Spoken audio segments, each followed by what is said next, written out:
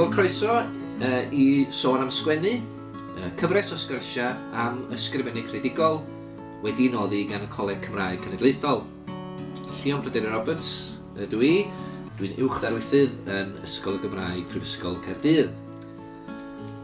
Tro hwn y llenor Caryl sy'n ymuno am sgwrs. Mae hi'n nofelydd, yn awduron, a chyfrolau blant, yn drafodaethau, yn sgriptiwr. Mae'n llais gyffroes a phwysig ac mae'n un o'n awduron amlycaf. Mi fagwyd Caryl yn Aberaeron a dihewyd ac yno cafodd ei haddysg cyn graddio o Brifysgolion Durham ac Aberystwyth. Mae bellach yn awdur phrofiadol, mi gyhoeddodd ei nofel gyntaf Dal Hi yn 2003, a nofel arall y flwyddyn ddynol i bobl ifanc oedd Iawn Boi a enillodd Wobr Tir Cafodd lwyddiant a'i nofel nesaf, Martha, Jack a Sianco, yn 2004, nofel boblogaidd a enillodd Wobr Llyfr y Flwyddyn, ac fyddaeth y nofel yn destun ffilm lwyddiannus yn ddiweddarach. Bydd i ailadrodd y gamp o ennill prif Wobr Llyfr y Flwyddyn yn 2016 gyda'i nofel grefftus Y Bwthyn. Cafwyd nofela eraill yn ogystal yn y cyfamser o nofelau Y Gemydd, a Naw Mis a chyfrolau straeon byrion Plu a Y Gwreiddyn. Mae wedi coeddi cyfrolau yn Saesneg yn ddiweddar, ac fe enillodd ei nofel gyntaf yn yr iaith Saesneg Drifft, Wobr Saesneg Llyfr y Flwyddyn yn 2023. Hi felly ydy'r awdur cyntaf erioed i gipio'r brif wobr yn y ddwy iaith. Wel, croeso mawr i ti, Caryl. Diolch yn fawr. Felly, o'n i'n dweud yn fanna yn awr yn dweud fod ti'n yn awdur profiadol, wedi bod yn cyhoeddi ers 20 mlynedd a mwy, ac wrth gwrs, dwi'n siŵr yn ysgrifennu ers cyn hynny. Falle cychwyn gyda'r cwestiwn arferol, felly mae rhywun yn ei ofyn, o le dath yr ysfa i ysgrifennu? Ydy o'n rhywbeth oeddet ti'n ymwybodol honno fe erioed, neu ydy o'n rhywbeth datblygodd o ryw gyfnod penodol? Mae'n gwestiwn mawr yn dweud o le mae'n dod. Ges i magu ar aelwyd lle oedd mam yn canu, oedd mam yn ysgrifennu caneuon gytre, ac yn aml yn dod a eistedd ar yngwely yng nghanol y nos efo'i gitar a dechrau canu, a beth ti'n feddwl o hon? Felly oedd y creadigrwydd ar yr aelwyd, oedd yn cael ei weld fel rhywbeth gwbl normal, yn rhan o fywyd, dim yn rhywbeth arbennig, special, sy'n nodi di'n wahanol i bobl. Felly dyna oedd cyd-destun yma goraeth i raddau, a wedyn pam yn mynd trwy'r ysgol, oedd gen i lot o ddiddordeb yn pob bath o bynciau. Mae rhywun falle'n disgwyl i rhywun sydd yn drellan i fod yn awdur, i fod yn arbenigo yn y ieithoedd, ond o'n i'n hoff ofnadw wyddoniaeth. Dim gymaint mathemateg, rhaid fi dweud, ond ybdiryddiaeth, hanes, straeon bobl mewn hanes, a fe ges i, oedd mam wastad yn gweud, mae rhaid ti bod o diddordeb ym mhopeth, a dwi'n meddwl bod hi wedi deall hynna, achos os nagos gyda ti ddim byd i sgwennu amdano fe, beth yw'r pwynt ysgrifennu i raddau. Mae modd cael golygwedd rhy gul sy'n does. Oes. Oedd yn had, gwyddoniaeth oedd pwnc yn had i, a dde'n mynd biocemeg, a dde'n yr ysbyty, a wedyn gydywodd yr ysbyty yn Aberystwyth a mynd nôl i ffermio. Felly, pam o'n i'n blentyn, os o'n i'n cael gwaith cartre ysgrifennu, oedd e ddim yn teimlo fel gwaith. Nid fod e'n rhwydd, ond oedd e'n hwyl, dwi'n meddwl, dyna'r gwahaniaeth. A wedyn, nes i byth ennill steddfod yn yr ysgol. A gweud y gwir, o'n i'n ffrindiau sillafu'n eitha anodd. A dwi'n gweud hynny wrth blant nawr. Mae'r sgiliau caled yna, wyt ti'n gallu dysgu nhw, fel ti'n mynd yn hun. Ond os nagos ydy'r sgiliau meddal, yr galon, yr enaid, yr meddylfryd i sgrifennu, fi'n mynd siŵr allu di ddysgu hwnna. A wedyn, dyfes i ddim yn gwybod cweit pa lwybr i gymryd, ac fes i weithio rhyw ha yn, mis Mai oedd hi, yn Gwyl y Gelli Gandryll, tu ôl i llenni, a wedyn ges i glywed am swydd yn fyny yn ganolfan ysgrifennu Tŷ Newydd, ac mi eisiau fyny. a diddordeb gyda'i yn yr ysgrifennu, yn y straeon, yn y diwylliant, yn yr iaith. A meddwl, teimlo'n gartrefol o fewn y byd yna i raddau, a wedyn dechrau ysgrifennu, a sylweddoli mewn ffordd na i fi, dyna'r ffordd o'n i'n cyfathrebu ar byd. Dwi'n meddwl fel person, oedd mam yn berson oedd hi'n medru sefyll ar lwyfan a cymryd hynna. A mae hwnna'n rhywbeth eitha anodd i wneud. Nid person ganol llwyfan yn y blaen dwi wedi bod, ond mae'r ysfau gyfathrebu yr un beth, ond dwi'n neud o di ôl clawr llyfr. Ie, mae'n ddiddorol, dwi'n gwybod ti'n sôn am yr ysfa yna i gysylltu a darllenwyr, gysylltu â phobl yn gyffredinol efallai. Felly, pan wyt ti'n yn meddwl am syniadau neu ceisio canfod syniadau, ydy'r syniad yna o gyfathrebu yn un holl bwysig felly? A ydy hynny'n siapio y ffordd rwyt ti'n sgrifennu? Dwi'n meddwl, dwi'n chwilio, pam yn meddwl am syniadau, dwi'n chwilio i gyd am deimlo. I falle osgoi rhyw unigrwydd na o deimlo mae dim ond ti sy'n teimlo fel hyn am rhywbeth. Felly mae yna bynciau, mae hynna'n naturiol. Dwi'n tueddu i sgrennu felly am bobl sydd ar gyrion yn cymdeithas, bobl sydd wedi cael ei gadael ar ôl i raddau. A dwi'n meddwl falle bod yna rhyw ymdeimlad o osgoi unigrwydd yn y peth, ynddo fe, a cysylltu ar bobl. A mae'n rhyfeddol pan mae rhywun yn ysgrifennu. Mae'n waith i, yn wedig i blant, wedi cael ei gyfieithu i nifer fawr o ieithoedd gwahanol rownd y byd. Oedd cyfrol yn dod allan yn Naw Mis diwetha. A ydych chi'n cael negeseuon, a mae'r cyd deimlo yma yn digwydd. A dwi'n cofio wedyn mynd allan i Caryl yn India, a wnaethon nhw ddangosiad o Martha Jack a Sianco. A o'n i'n eistedd yna mewn neuad, efo llond y lle, twr o blant yn eistedd yn bob man yn gwylio'r ffilm. A wrth gwrs o'n nhw'n ddeall hi, achos mae am etifeddiaeth, mae am pwysigrwydd o byd o wneud sôn am eich teulu, rhyw bethau Cymreig iawn, ond yn bethau raddau sydd yn gyffredin gyda pob un mewn diwylliannau, ynddo fe. Felly, mae cael y teimlad na a dod â bobl at ei gilydd, mae'n rhywbeth hudol, dwi'n meddwl, a dyn ni'n lwcus iawn i fedru byw o fewn y byd yna. Ie, achos fel wyt ti'n dweud, mae'n elfennau Cymru Martha Jack a Sianco nawr, mae'n nodweddiadol Gymreig, ynddi? Nodweddiadol Gymraeg mewn rhai ystyron hefyd. Ond eto, mae'n ar ei themau, ti'n sôn dy hun am etifeddiaeth ac yn y blaen, wel mae honno'n thema sydd y tu hwnt i ffinia penodol yn dydi. A mae themau eraill. Wyt ti'n cael da tynnu at y themau yma felly wrth sgrifennu, neu oes yna bethau sydd yn fwy dirieithol neu'n fwy cyfarwydd sy'n ysgogi rhywbeth yno ti? Dwi'n rhannu syniadau i raddau mewn i ddwy garfan, y rhai sy'n dod o'r tu mewn, a rhai sy'n dod o'r tu allan. Weithiau fe ddarllenau ffaith, neu fe fyddai'n clywed rhywbeth, a byddai'n... Mae fe'n rhyw fath o troi yn y meddwl i ac yn adeiladu am flynyddau weithiau. A wedyn mae yna pethau mewnol sy'n dod, y pethau sy'n dod o'r enaid ar y galon, pethau fel Martha Jack, pethau fel y bwthyn, y gwreiddyn. Mae'r hyn i gyd yn dod o'r mangwraeth i, o fewn diwylliant lleiafrifol i raddau, dyfe. Hyd yn oed drifft. A mae nhw'n... Fel mae rhywun yn mynd yn hun hefyd, dwi'n meddwl, mae rhywun yn dod yn fwy ymwybodol o freider. A pan dwi'n dweud breider, nid jyst breider cyffolol, ond breider diwylliannol, breider ieithyddol, a pa mor hawdd mae pethau medru diflannu. A mae hwnna'n rhan anatod, dwi'n meddwl, o'r ffordd mae rhywun yn gweld y byd, ac oherwydd hynny yn rhan anatod o'r ffordd mae nhw'n ysgrifennu hefyd. A diddorol dros ben.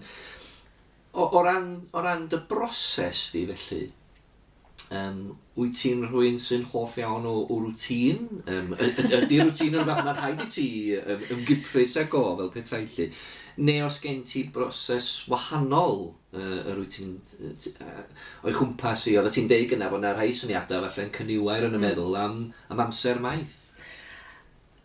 Dwi ddim yn berson rwtîn. Wel, mae gen i rhyw fath o batrwm, ond dwi'n bendant ddim yn rwtîn. Yeah. Ac yn sicr ar ôl cael plant, mae unrhyw rwtîn cyson wedi mynd allan drwy'r ffenest. The pram in the hall yr un chwedl, wrth gwrs. Ond, be dwi'n drio wneud bob dydd rhyw ben, dwi'n codi a wedyn dwi'n mynd i redeg. A mae hwnna'n rhan anatod o'r ffordd dwi'n ysgrifennu. Os dwi'n ysgrifennu lot, dwi'n redeg lot. Nawr, dwi ddim yn athletwr. Dwi ddim yn redeg yn gyflym, ond mae'n rhoi y gallu mi i gysgu, i ffocysu, ac i setlo yn y corff cyn bod fi'n setlo yn y meddwl. A eistedd lawr a ysgrifennu. Felly mae hwnna'n rhan o'r rwtîn i raddau. O ran cyniwair syniadau a pryd mae dechrau nhw, mae'n dibynnu oes na deadlines. Mae'n dibynnu os dwi wedi gwerthu'r llyfr, neu ody'r llyfr yn rhywbeth dwi'n sgwennu fi fy hun i werthu nes mlaen. Ond fan ucha mae'r syniad gyda fi ers blynyddau yn rhwydd 4-5 mlynedd. Right. A wedyn, dwi'n neud yn siŵr wrth meddwl am y syniad, bod y syniad yn ddigon mawr i greu nofel. Bod yna ddigon o sgôp o fewn y syniad yna, ddigon o le yn y syniad i greu nofel. A wedyn, dwi'n neud y llafur sy'n holl bwysig cyn cychwyn ysgrifennu. Mae bobl yn meddwl bod ysgrifennu'n cychwyn pan ti'n eistedd lawr. Ond mae ysgrifennu'n cychwyn 2-3 mlynedd cyn hynny. Ydy. A fyna le dwi'n meddwl, yn enwedig awduron ifanc, maen nhw'n cael writer's block. Wel, 2 flynedd cyn i chi eistedd lawr ysgrifennu, dylech chi fod yn crafu fel rhywun iar o gwmpas y syniad. Dylech chi fod yn darllen llyfrau o gwmpas y syniad. Hynny yw, os ych chi'n mynd i leoli nofel yn, Ffrainc ar ryw leoliad penodol, mae eisiau chi ddarllen am yr ardal, mae eisiau chi wybod beth mor tywydd fel, mae eisiau chi fod yn ymwybodol o ba nofelau eraill sydd wedi cael ei ysgrifennu yna. Felly, wyt ti'n mewnoli'r peth, mewnoli'r profiad, hyd yn oed os nad ydy o'n brofiad sy'n perthyn yn uniongyrchol i ti. Yn union. A wyt ti'n edrych ar sgôp y syniad, a ti'n rhoi y syniad ar y llawr, a ti'n cerdded o gwmpas yr holl ffordd mewn cylch. A ti'n asesu fe. A weithiau mae yna syniad sydd ddim yn datblygu'n fwy na hynna. Ond wedyn, wyt ti wedi sgoi y writer's block o eistedd lawr a methu sgrennu'r nofel. Felly, mae'n cyniwair, wyt ti'n neud ambell i nodyn, dwi'n neud yn bendant, dwi'n neud nodiadau ar unrhyw ymchwil. Ond wedyn, dwi'n neud y llafur emosiynol. Beth yw teimlad y byd yma? Beth yw teimlad y cymeriadau yma? A dwi'n meddwl mae hwnna yw'r allwedd ysgrifennu nofela sy'n cysylltu efo bobl. Chos os nag wyt ti'n neud hynna, allith ysgrifennu fod yn arbennig, allith e fod yn glyfar iawn. Ond os nad yw'r darllenu'n teimlo dim byd, be di'r pwynt? Mae'n oer fel na wedyn yn dweud. Be di'r pwynt? Mae yw wastraff amser, os nad yw'r cysylltiad na'n digwydd, os nad yw ni'n teimlo rhywbeth neu wedi cael rhywbeth o'r profiad o ddarllen y llyfr.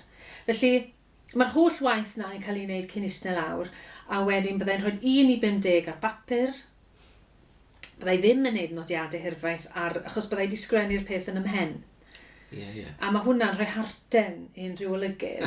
Achos maen nhw eisiau gweld bod ti wedi bod yn gwneud y gwaith. Ydyn, wrth gwrs. Maen nhw eisiau prawf. Ond maen nhw gyd yn abod fi erbyn nawr, maen nhw'n gwybod bod yna.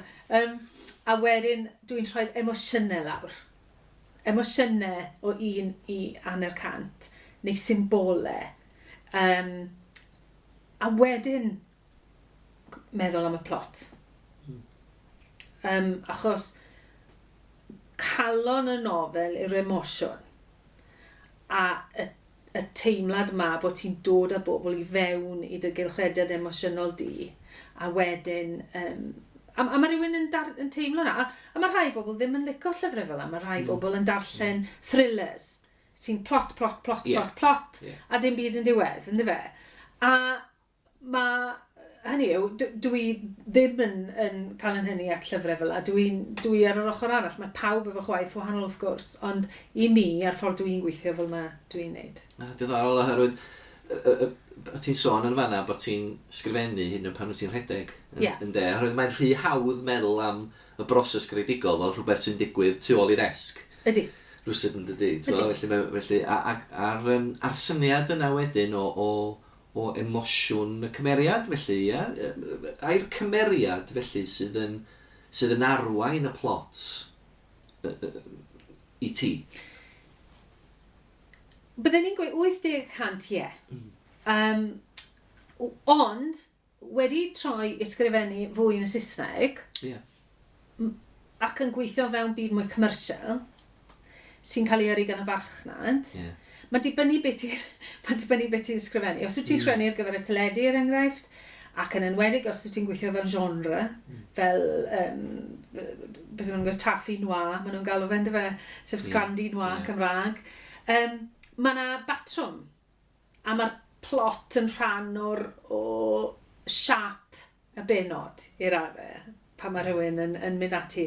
Felly, fan achos, dwi'n sgwennu nofel, a hefyd, mae yna, fel i ti ddatblygu dy lais, wyt ti'n dysgu sut mae ddasu dy ysgrifennu i wahanol farchnadoedd. Ie. Felly, mae yna ysgrifennu byddwn ni'n gweud sydd fel y gwreiddyn, byddwn ni'n galw'n full fat coke. Hynny yw, mae'n ddwys, mae'n llawn delweddau, mae'n gofyn lot o'r darllenydd, mae fe fel cacen siocled really moethus. A wedyn mae nofelau fel Naw Mis, sydd yn ni'n gweud diet coke, you know. Mae'r arddull yn ysgafnach, mae mwy o ar ynddo fe, mae mwy o eiriau ynddo fe, mae'n haws, mae'n gofyn llai, wyt ti'n dweud chydig bach yn fwy, wyt ti'n helpu fwy o'r darllenydd. A fel wyt ti'n dod yn fwy profiadol, wyt ti'n dysgu addasu dy arddull i y gwaith sy'n o'r llaw. A mae hynny hefyd yn ddifyr iawn yn y ffordd rwyt ti'n awgrymu felly bod yna wahanol brosesa ar waith. Oes. Felly, da ni eto'n tueddu i feddwl am y broses creadigol fel rhyw un broses ddigyfnewid, ond mae awdur yn siapio'r broses yna mewn ffordd, yn ddibynnol ar beth ydy natur y gwaith. Ydy. Oedde ti'n sôn yn fanna am falle dy brofiad i hefyd wrth wneud gwaith sgriptio. Ydy'r broses honno felly, dwi'n cael yr argraff felly bod y broses honno wedi agor gwahanol brosesau i ti? Fe ddechreuodd y tro cyntaf mi ysgrifennu i'r sgrin oedd addasu Martha i'r sgrin. A fe gwyddodd yn ddigon hwylus a dweud y gwir.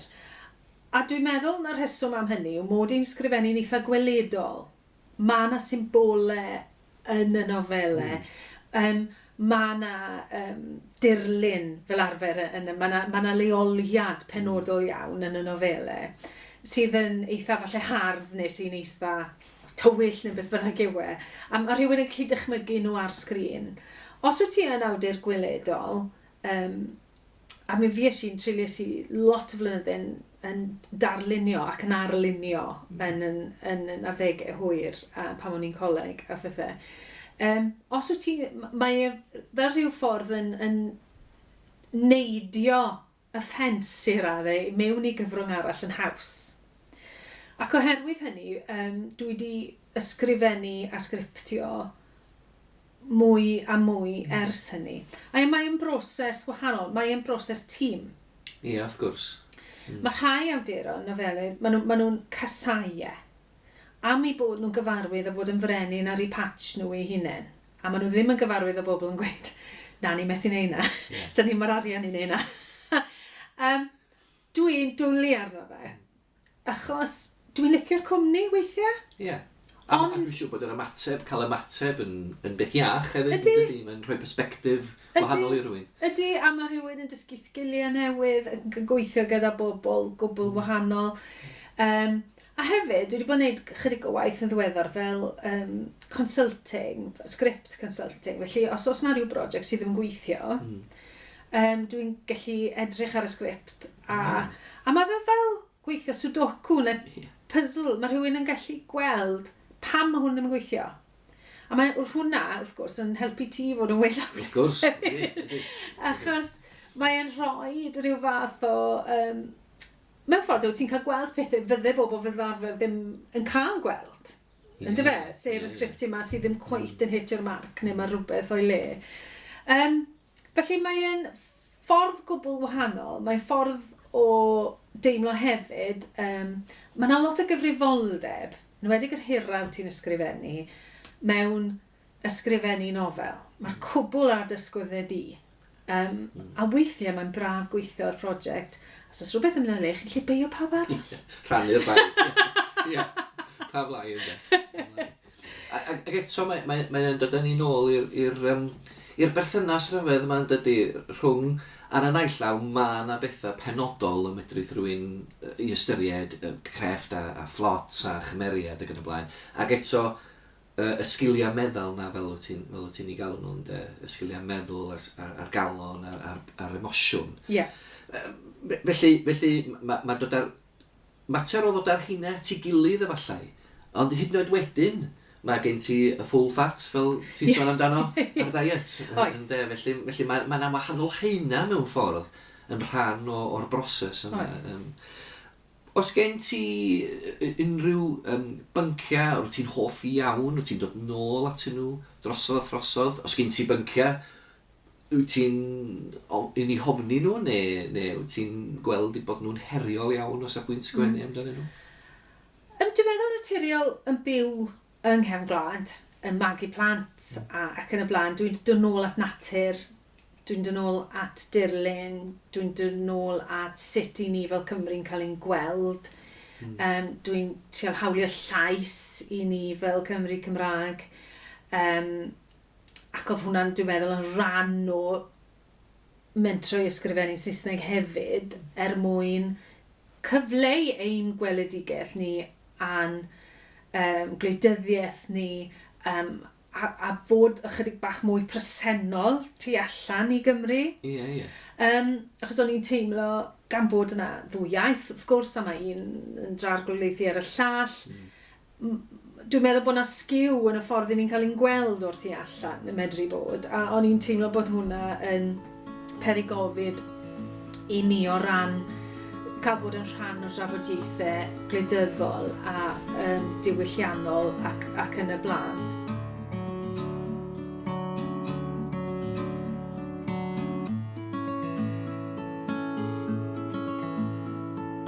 Be sydd wedi bod yn ddifyr o ran ymdrin ar un themau mewn gwahanol iaith yw mae rhywun yn goffo bod yn ymwybodol bod eu cynulleidfa nhw yn naturiol yn mynd i fod yn ehangach ac yn mwy amrywio o gefndir, o grefydd, o bob math o amrywiaeth. Felly mae rhywun yn goffod esbonio pethau, falle yn yr iaith Saesneg na fysa rhywun yn neud yn yr iaith Gymraeg. A mae rhywun yn gorfod meddwl mwy am y cyd-destun diwylliannol o fewn y byd. Ydy, achos mae profiad darllenwyr yn mynd i fod yn wahanol. Gwbl wahanol. Ydy. Felly, rhyw fath mae yna rhyw ddywediadau yn dweud bod wyt ti'n wahanol berson yn bob iaith wyt ti'n ysgrifennu, neu mae gennym ni gyd un iaith i feddwl yn ddi a'r llall mae rhywun yn teimlo yn ddi. Mae yna'r holl rhyw fath o diwydiadau wedi cael ei roed i ni. Ond be ffeindiais i oedd, mae'r un person ydw i, yr un teimliadau sydd gyda fi, ond bod rhaid rhyw fath rhoi llais iddyn nhw mewn ffordd chydig bach yn wahanol. Ie, dyna ni'n mynd i ofyn, oedd ti'n sôn, yr un person ydw i, a yr un llais wyt ti felly? Nage. Achos, mae deimlad o, ti'n cynhadu i'r afen, dwi ti? Wyt. Wyt ti'n goffod ymroi i straeon. Hynny yw, byswn ni ddim wedi sgrifennu drifft yn Gymraeg. Beth ydy'r pwynt? Mae bobl yn gofyn i fi, o ti'n cyfieithu fi nôl i'r Gymraeg. Dwi ddim yn gweld pwrpas hynna.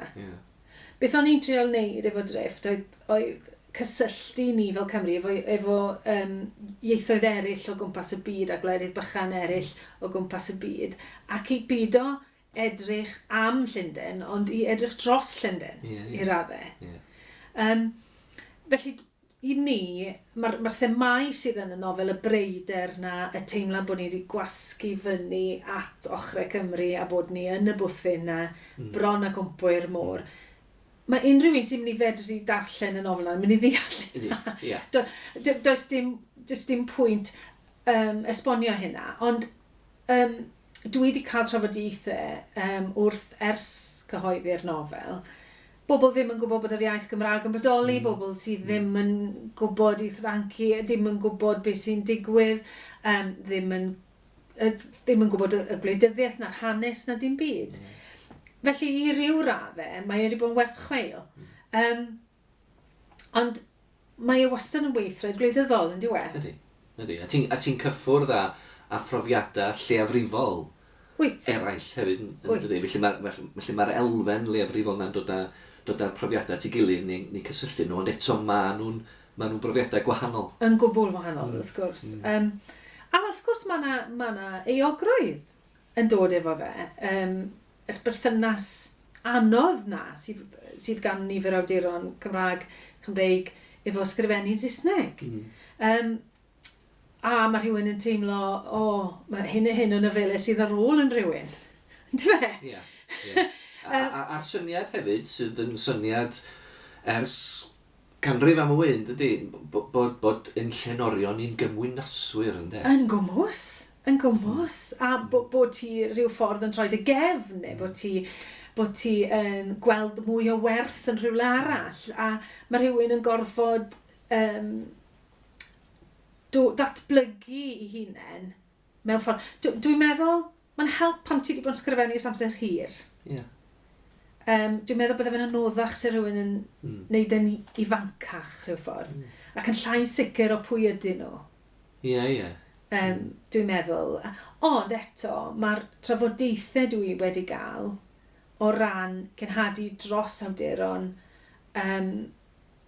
wedi bod yn werth chweil. Bydden ni'n meddwl. A mae yna rwystrau, dwi'n meddwl, dwi'n gobeithio fydd ddim na iddyn nhw.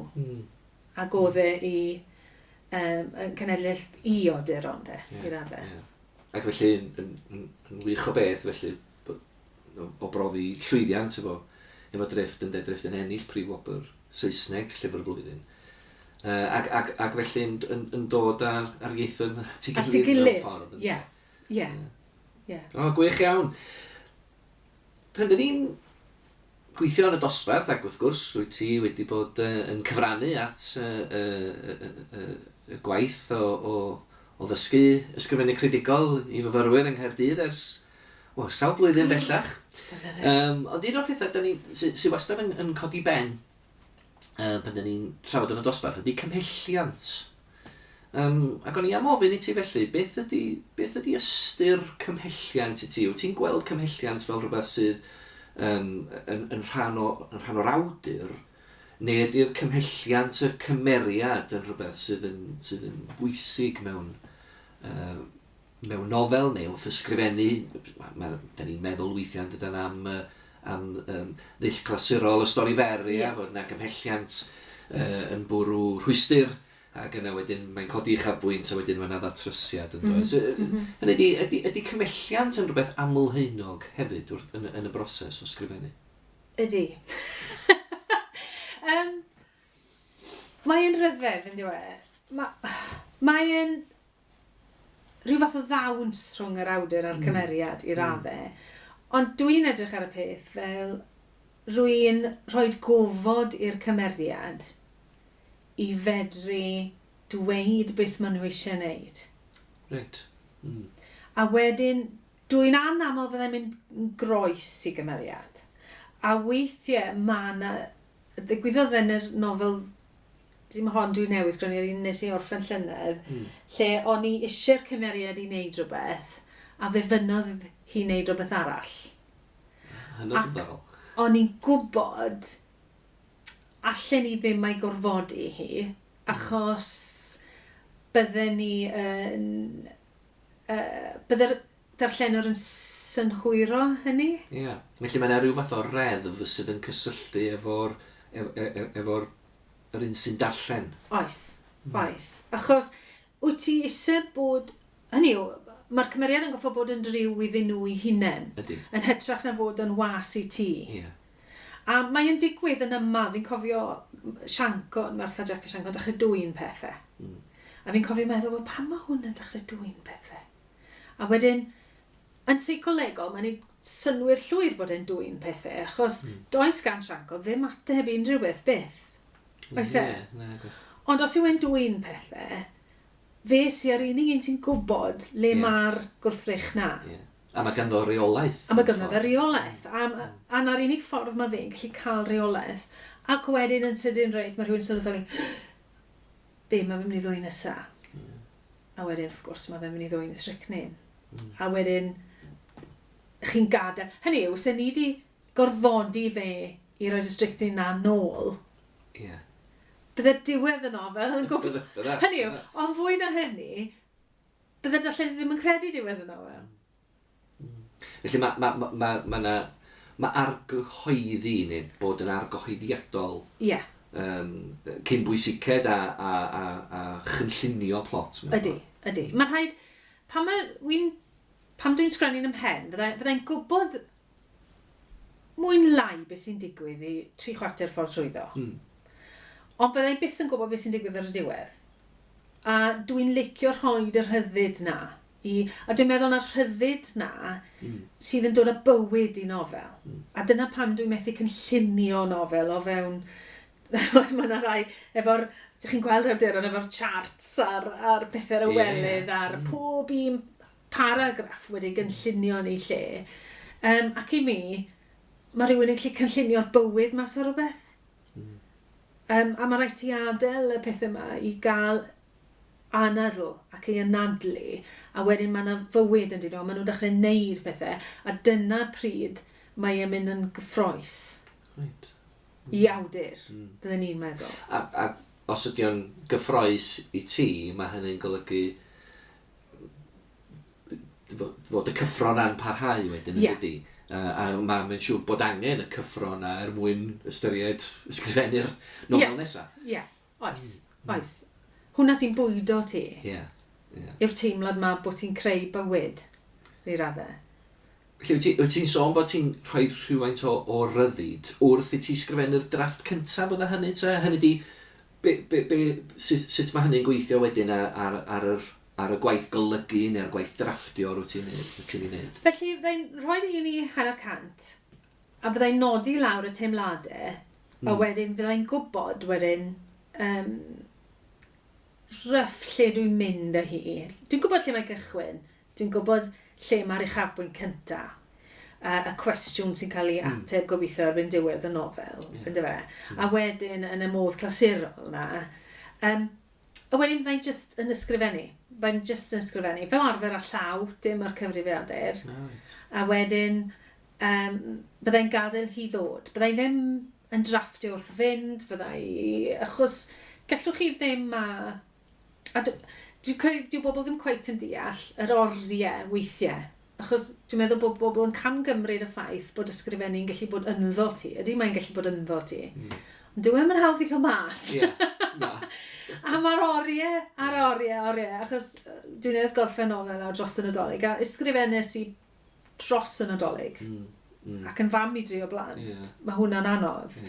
2 gloch y bore, 3 gloch y... Mae fe'n mynd yn obsesiwn. Mae fe'n goffo bod yn obsesiwn os wyt ti eisiau neud i deimlo a cyd-deimlo gyda bobl. Dio ddim yn perthyn i ffiniau na? Dio ddim yn perthyn i ffiniau. Dio ddim yn dechrau am 9 gorffen am 10. Na, a hefyd, allu di ddim yn gymryd yn ganiatal hynny yw, os yw yna, ysgrifennu fe, cael e mas.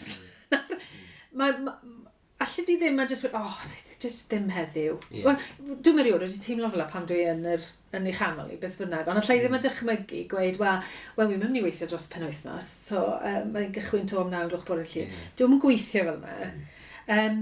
A mae'r rhaid bod ti yn cael dy gario gyda'r peth. Felly pan mae fe na, sgrenna fe. A wedyn, yn yr ail drafft, wedyn dwi'n gadael y fod wedyn. Dwi'n fel arfer yn crio, dwi'n fel arfer yn cael diod, a wedyn dwi'n mynd i'r gwely a dwi'n cymryd amser i ffwrdd. Dwi'n trio hefyd mynd i wneud rhywbeth ar ôl gorffen nofel, achos mae rhywun yn gallu teimlo'n reit ddiflas ar ôl gorffen. Rhyw wacter a teimlad ychydig bach bod ti ar goll, achos mae'n gyfnod môr. Mae'n llenwi pob synwyr, a mae'n llenwi dy gorff di, mae'n llenwi dy feddwl di, mae'n llenwi'r dy dalen, a wedyn mae wedi mynd. A wedi cael hireth, a wedyn wyt ti'n trial falle cynllunio mynd am drip bach wedyn, a wneud rhywbeth arall. A wedyn, mewn mis neu 2, byddai'n dod nôl. Ac yn y mis neu 2 na, chi dal yn meddwl amdani. Wrth gwrs. Ti'n ôl-grafu wedyn, ac yn meddwl, hwn. A wedyn wyt ti'n nodyn o'r hynna, a fel ti'n mynd trwy ddod to wedyn, wyt ti'n ail strwythuro. Ond os wyt ti wedi meddwl ddigon, 2 mlynedd, dylen na ddim fod gormod yn strwythuro. Dyle fe fod yn pethau sydd ddim digon amlwg falle. Nes mae eisiau mwy o hwnna, mae eisiau llai o hwnna. Dyle ti ddim fod mewn safle lle ti'n dileu cymeriad cyfan. Felly dy safbwynt di, dwi ti'n mynd neud unrhyw newidiadau pellgarhaeddol neu newidiadau sylfaenol yn y broses ddrafftio. Mae hynny wedi digwydd cyn y broses sgrifennu. Wyt ti di sgrifennu i oedolion, ond wrth gwrs bydd eich rhys di hefyd drwy gyhoeddi cyfrolau i bobl ifanc. Wyt ti bellach wedi sgrifennu sawl cyfrol i blant. A i'r un broses yn union ydi honno, neu oes yna heriau, neu gyffro gwahanol ynglyn â'r broses honno? Fyswn ni'n tybio falle fod yna elfen o weithio gydag arlunydd neu rhywbeth felly. Mae hynny falle yn rhoi proses wahanol i ti? Yr un broses i fi. Ar un paratoiadau, yr un feddwl, yr un broses ymarferol hefyd. Mae wedi newid chydig bach ys i fi cael plant yn unan. Achos mae rhywun yn teimlo... Mae yna rhyw agosatrwydd yn ysgrifennu ar eu cyfer nhw. Wrth gwrs. A archwilio'r themau, neu'r pethau maen nhw'n ffindio'r anodd, a trio rhoi cysur iddyn nhw trwy'r llyfrau yma. Mae fe'n ddifyr iawn, achos maen nhw'n ddarllenwyr eitha da. Nath un o'n nhw oedd i ddim eisiau darllen am bod gymaint o lyfrau yn y tŷ, dwi'n meddwl. Rhyw fath o gwrthryfela. Ydy fe? Cydigon lyfrau. A mae hi wedi dod trwy hynna nawr. A dwi'n talu nhw mewn lemon sherbet i ddarllen yng ngwaith i. A wedyn maen nhw'n hollol boenus o onest. Does dim ffilter. Dim ffilter. Dim parch o gwbl o ran ysgrifennu a fod yn rhiant. Felly... Ydy hynny'n beth iach? Mae e'n beth iach, achos weithiau ti wedi cael... mae'n dda. Chydig bach fwy... mae'n iawn. Gret. Felly, dwi wedi mwynhau y broses hynna, ysgrifennu ar ei cyfer nhw. A mae gen ti hefyd, falle bod e'n helpu ti... Nid rhaid i bawb gael blant sy'n sgrifennu blant wrth gwrs. Falle bod e'n helpu ti pitcho'r tôn ar beth sy'n cyfredol yn ei byd nhw ar hyn o bryd. Falle bod hwnna'n o ddefnydd rhyw ffordd. Ond yn sicr, yr unig beth bydden ni'n falle meddwl yn fwy amdano fe, hyd yn oed, efo'r plant, yw beth mae pethau'n gynrychioli. Reit, ie. Bod yn ofalus o gwmpas stereotypes o ran pethau sy'n sensitif, pwysau plant neu pethau o gwmpas hil ac yn y blaen, neud siŵr bod ti'n neud y gwaith pwrpasol ar gyfer portreadu plant. Achos rheina yw'r llyfrau, dwi'n yn gwybod, ond dwi'n sgwennu lot ar gyfer middle grade, sef 8 i 12. A dwi ar fi'n cychwyn nofel newydd, a gweud gwir. A rheina yw'r llyfrau ni'n gofio, ond fe? Ie. Chos rheina, i ni'n darllen a'n annibynnol bron am y tro cynta. Ie, a maen nhw'n gallu bod yn ffurfiannol. Ydy, yn gwmws. A rhai o'r delweddau na'n aros efo ni. Yn gwmws. Felly, mae yna gyfrifoldeb yn hynna. Ac o ran yr picture books wedyn, dwi wedi gweithio efo Puffin yn ddiweddar.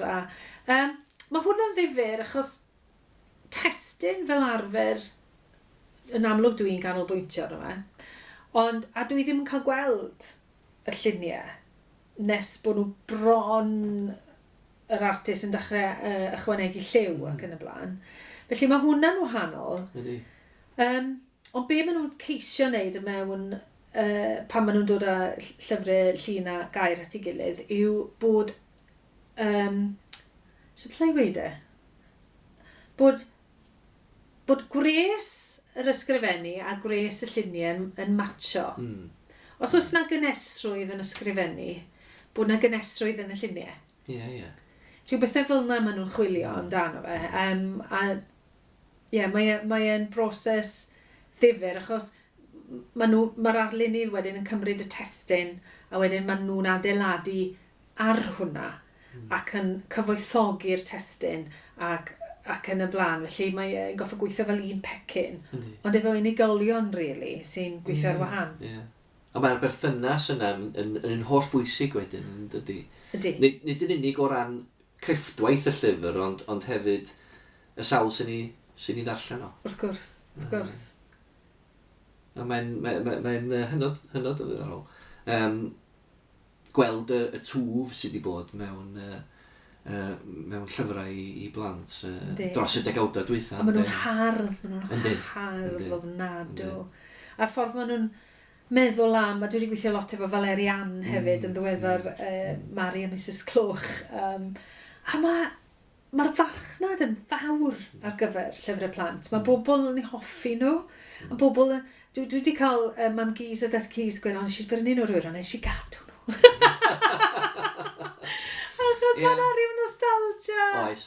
A mae nhw'n bethau hardd i gael yn y tŷ, dwi'n meddwl hefyd. Ie, mae'r gair hardd yna, mae o'n fwy na dim ond disgrifiad o'r gyfrol rwysyn. Ydy. Mae o'n disgrifiad o'r cyfanwaith rwysyn, neu o'r profiad hyd yn oed o ddarllen y peth. Ydy.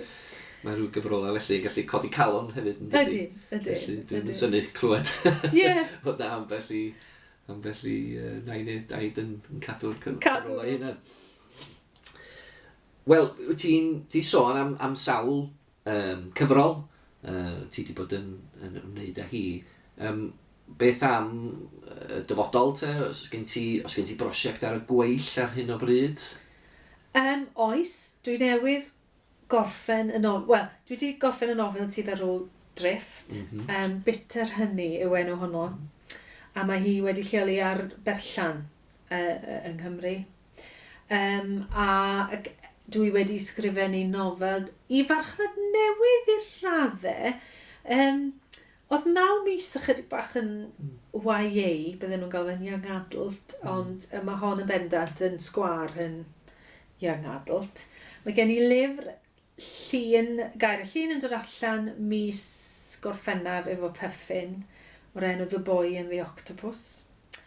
Fel Mari Mrs Cloch newydd o mas Nadolig. Dwi'n gweithio ar cyfrol newydd o straeon yn Gymraeg. A bydd y nofel Bitter Hynny dod allan Gwanwyn blwyddyn nesaf, felly 25. A diddordeb yna yn y mail. Ie. Yn parhau felly. Ydy'n sicr am ar nofel YA mae o gwmpas hwnna i gyd. Ac yn sicr, bob blwyddyn dwi'n neud y peth yma mis Ionawr, dwi wedi bod yn neud ers blynydde, lle dwi'n methu deall bod bobl yn rhoi siocled i fyny a gin i fyny yn mis Ionawr pan mae angen nhw fwyaf. Felly dwi'n neud i'r gwrthwyneb, felly bob blwyddyn dwi yn addo dysgu rhywbeth newydd. A dim pwysau, a dim rhaid i fod yn rhywbeth drud. A dros y blynydde wi wedi dysgu i gadw gwenyn, a mae'r gwenyn dal gyda ni. Dwi wedi dysgu trin arian, nid arian pres, ond silversmithing. A nes i treulio blwyddyn yn dysgu opera. Achos oedd gen i, o'n i'm yn gwybod llawer am opera, oedd ddim lot o fe'n digwydd yn Ysgol y Breiron. A wedyn, beth arall dwi wedi bod yn gwneud, marchogaeth, sy'n am flwyddyn o wersi marchogaeth, achos ges i'n haflu, oedd ei ar poni pan ma'n i fach. A oedd fi rhyw ofn am y peth. Felly, a Lenny, dwi wedi, mae rhaid i fi fwcio'r peth, dwi'n mynd i ddysgu nofio'n iawn. Right. Felly, trial dysgu, cael gwared o'r ofnau yma sydd gyda ni. Fel bod ni'n gallu byw yn fwy rhydd. Dyna be dwi'n trial wneud, ynddo fe. Felly, O, gwych iawn. I gloi, felly, oes gen ti gynghorion beth ydy'r 3 chyngor falle bydde ti yn ei rhoi i lenorion ifanc?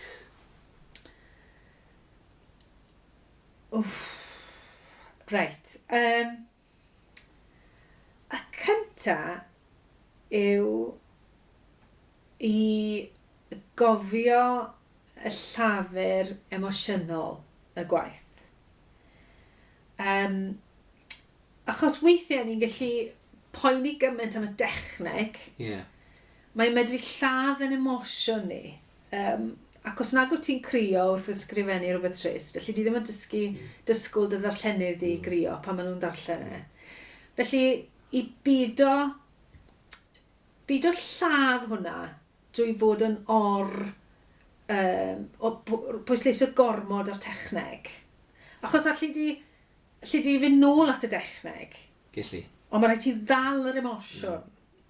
Mae hynny'n wir pan mae rhywun yn sgwennu drafft cyntaf, hynny di bod hi'n bwysig peidio gywiro, neu olygu, achos ti'n medru colli'r trydan yna. Wyt. Y trydan gychwynnol yna. Wyt. Mae'r un fath o pili pala, lle di dynnu pili pala yn ddarnau a labelu'r rhannau i gyd. Ond beth sy'n hela'r pili pala yna fod yn fyw? Ac yn hardd. Gallu di ddim esbonio hwnna, felly mae'n rhaid rhoi lle i hwnna, bys ni'n dweud, i ddechrau. Pido bod yn hunan ymwybodol chwaith. Achos yn ifanc mae rhywun yn aml yn... Weithiau mae'n gallu bod yn superpower. O'n i mor naif pan o'n i'n ifanc. O'n i'n meddwl lle ni...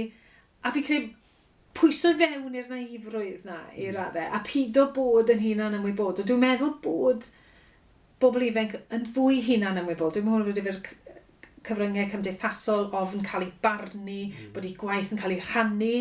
Oeddi hwnna, ond o'n i'n hollol rhydd i ysgrifennu pan o'n i'n ifanc. A dyn ni'n licio meddwl bod rhywun ifanc yn gallu cael yr ryddid na.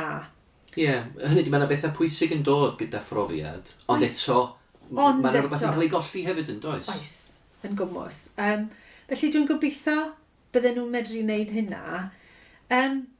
Ac gysidro hefyd ysgrifennu efo pensil. Achos, pan dwi'n ysgrifennu efo pensil, does na'm pings, does na'm e-bost, does na'm messenger a Instagram a Twitter neu be bynnag i ni'n defnyddio nawr. Mae yna dudalen a mae yna y fraint o gael yr amser a'r meddwl i lenwi'r dudalen. A dwi ddim yn rhywbeth sydd bod hyla ofan arno ti. Ac os wyt ti wedi meddwl mlaen llaw, bydd y cwbl na ar flaenau dy fysyddi. A defnyddio pensil a cael llonydd i wneud e. A wneud y fwyaf hwnna. Achos fel ti'n dod yn hun ac yn fwy profiadol, mae gen ti fwy o deadlines, mae gen ti mwy o ddynion arno ti. Felly os wyt ti'n gallu ymarfer, ac dyna beth yw ysgrifennu. Wy'n dal i ymarfer. Does na ddim perffeithrwydd mewn ysgrifennu. Felly, os wyt ti'n gallu ymarfer y sgiliau hynna, hyd yn oed os ei di i gyhoeddi neu bido, bydd gen ti sgil sydd yn medru helpu di mewn bywyd, dwi'n meddwl. Y gyffredinol, sef y gallu i feddwl am beth wyt ti'n trio gyflawni, sut wyt ti'n mynd i wneud a sut mae rhoi'r emosiwn yn y peth, ynddo fe. A dwi'n meddwl bod ysgrifennu heb gyfrifiaduron ac i fod yn llonydd efo ti dy hunan yn un o'r pethau mwyaf pwerus wyt ti'n gallu wneud. Wel, Caryl, diolch o galon i ti am rannu dy gynghorion ac am rannu dy brofiad efo fi heddiw. A diolch am wneud hynny mor ddifyr a mor diddorol hefyd. Diolch i ti. Diolch yn fawr.